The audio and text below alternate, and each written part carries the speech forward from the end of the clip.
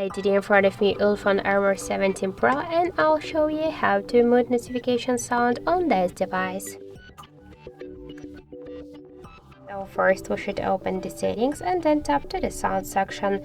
Here you'll see ring and notification volume panel. Just to mute notifications, we should mute ring and notification volume panel, but by this way we'll mute notifications and the ringtones. And if you want to stay with the ringtones and to mute only notifications, unmute this volume panel, click to advanced,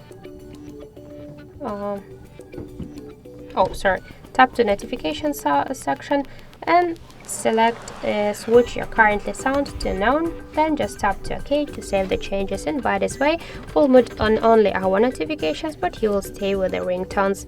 So thank you for watching, and if you find this video helpful, leave thumbs up and subscribe.